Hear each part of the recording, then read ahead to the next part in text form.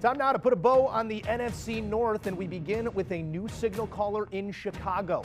Presented with a trickle-down opportunity, Ryan Pace and the Bears front office were compelled to trade up to number 11 and select what many believed was the second-best quarterback in the entire draft in Justin Fields. Now headed to the city of broad shoulders, Fields better have some, because he's looking to bring Chicago to a level of quarterback competence not seen since the likes of Sid Luckman. Here to offer up their post-draft grades in the second city and the rest of the division, two of our best CBS Sports NFL analysts, Brady Quinn and Pete Prisco. Gentlemen, heading into this draft, Bears fans were hopeless and had next to nothing to be positive about. You come out with this. They move up, they clip Fields at 11, then they move up in the second, they get a tackle, they like that 20 in the first. Pace then doubles down with another tackle in the fifth. Brady, what do you make of the strategy in Chicago? Well, this is all about the quarterback position, really trying to help improve their offense. I mean, that was the statement that I think we saw, and especially with the struggles they had with Matt Nagy and Mitchell Trubisky now over the past couple of seasons. But this very well may be the draft that saves Matt Nagy and Ryan Pace, and now they're going to be there for a number of years for this reason. Justin Fields was my number 2 quarterback in this year's draft class. I love the fact that they went up to get him. I think he's going to be an upgrade over what they're going to have in Andy Dalton as far as his dual threat ability, his big arm throws downfield. Now, he's not a finished product. He does need a little time to develop, but adding a guy like Tevin Jenkins in the second round, who I had a first-round grade on, he's going to help improve that offensive line. Bourne as well out of Missouri. He'll help, with the physicality up front and improving that run game, as will Khalil Herbert, the running back from Virginia Tech, who's at 5'9", 212, 215 pounds, somewhere in that ballpark. He is an absolute load and has a bit of a burst to him. And one of my favorite players as far as value too, Daz Newsome, the wide receiver out of North Carolina.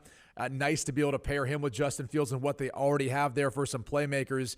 And then you add some depth to your secondary and special teams with Thomas Graham, also in the 6th round out of Oregon. He's got sticky fingers. He's a solid player, might find his way onto the field as a traditional starter at some point. But top to bottom, this has been a solid draft for the Chicago Bears. I gave it A-.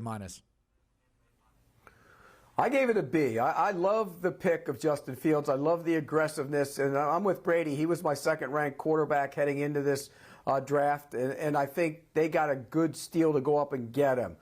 The problem is this is desperation time for this group, and that means how do you play it with Justin Fields? Do you play him right away? You have to win, or do you let Andy Dalton open the season? But this entire draft reeks of desperation. I don't mind it, by the way, because this group has to win. But if they don't win this year, I think Ryan Pace and Matt Nagy are gone. So that puts an awful lot of pressure on moving up, which they did. They moved up twice, and I understand that they need to get better on the offensive line. They needed to get that quarterback, but it better work. I give them a B. I sit here as a lifelong Bears fan, and desperation is the word. We're desperate, Pete. They hit the nail on the head with desperation in mind. As for their rivals to the north, drama. The Aaron Rodgers saga will play itself out, but for the purposes of what they got done over these last 3 days, it's defense again in the first round, followed by a pair of olive branches in the third and fourth. Brian Gutekunst has moved squarely under the microscope over the last year and specifically the last few days. Pete, how did he fare this time around? They didn't appease Aaron Rodgers in the first round, nor should they appease Aaron Rodgers in the first round. You stay true to your board. If you had Eric Stokes ranked as a top corner on your board, go get him. They had problems last year. The lasting image is of last year's season at the end of the year was Kevin King getting beat for a deep ball at the end of the half and then grabbing and tugging late in the game. He's back on a 1-year deal, but Eric Stokes has speed, he's athletic, and he will be there for a long time. I love the pick. Josh Myers, need pick. For the first time in a long time, they're going to have a tall, physical center. They normally don't have that over the years. Amari Rodgers was a great pick. I like the Newman kid because he's one of those guys that can play guard and tackle. He's played both. I think they'll try and slate him in at right tackle. I like this draft, and again, what I really like about it is the fact that they didn't give in to all the media critics and everybody else saying you have to draft a wide receiver in the first round. They waited, got Amari Rodgers. He will be fun to watch in that offense. I give him a B grade. I've got him with a C+. Amari Rodgers is the only reason I'm not giving him a lower grade with this draft class. I don't necessarily mind Eric Stokes in the first round.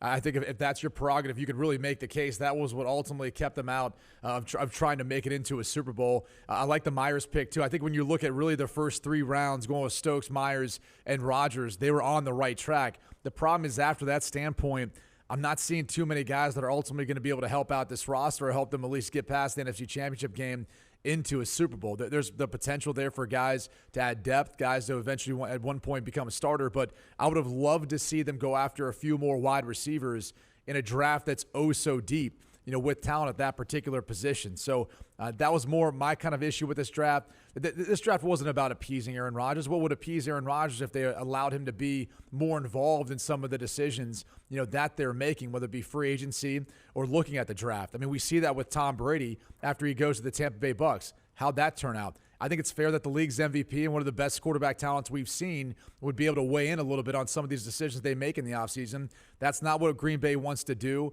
and so we'll see how this thing plays out, but I gave this draft a C+. It will be very interesting to track in the coming weeks how it all goes down in Green Bay. Elsewhere, Rick Spielman had himself a weekend. We talked about it throughout the draft. Minnesota addressing a number of needs and then some. Pete, with what he had tabbed as your top O-lineman and Christian Darrisaw, is this an unequivocal home run of a draft for Minnesota as they address those needs and get a big name? I love this draft. It's one of my favorite, if not my favorite, of this entire draft class. I think they did a great job. I love Darrisaw. They traded down, got extra picks, and got him. He's going to be their starting left tackle. Kellen Mond, third round quarterback, is a guy who's going to push Kirk Cousins at some point in the next year or two. Good pick. Chaz Surratt, a linebacker from North Carolina, can run, will be a contributor on special teams. Wyatt Davis will probably be the left guard. It'd probably be Darrisaw and Wyatt Davis on the left side. You got an all-new left side. Patrick Jones can rush the passer. I did not love the pick of the running back in the 4th round. He's more of a return guy. Bynum can be a good, solid nickel corner. Robinson, a good pass rush ability. I love Smith-Marset in the 5th round. He can flat out fly. This group knocked it out of the park. I give him an A. All right, so one of the teams to look as his top grade in this draft. The Lions, meanwhile, continuing to try and find that winning formula. They went by the book at 7 overall, selecting Penei Sewell. Beyond Sewell, huge focus on the defensive side of the ball for the rest of the draft. What stood out to you, Brady? Well, they're trying to build from the inside out, and I actually like the strategy here. Obviously went with best player available with Penei Sewell to start this thing off, but then they go with Levi Onwuzurike, trying to figure out how they can get that interior defensive line playing well. McNeil in the 3rd round, so those guys will be playing next to each other for years to come, and obviously they'll be impact players for them. They get Melon Fonwu as well at the cornerback position in the 3rd round. He's going to start and play right away, and Amon-Ra St. Brown might be, to me, one of the best values of any wide receiver in the 4th round. He'll have an immediate impact to pair up with Jared Goff. He's a precise route runner. He's strong hands. He attacks the football. I've been saying this time and time again. He reminds me of Steve Smith with his overall stature, but just the way he plays the game. And then finally, Derek Barnes, a round 4 linebacker that is going to be an immediate, player for their core special teams, but also a guy that's going to see the field defensively. So I'm a big fan of what Detroit did. I think it fits the MO of what Dan Campbell is trying to build there. So I gave him an A-. These are just midterms. The final grades, they don't come until February. Pete, Brady, thank you as always. Taking a look now at the odds to win the NFL MVP. No surprise at the top of the board, the reigning MVP, 7-1, Aaron Rodgers, only bested by Patrick Mahomes at 5.5-1. Then you're Josh Allen, Lamar Jackson, Russell Wilson, Tom Brady. You got to go way down the board to find your first non-quarterback in King Henry at 30-1.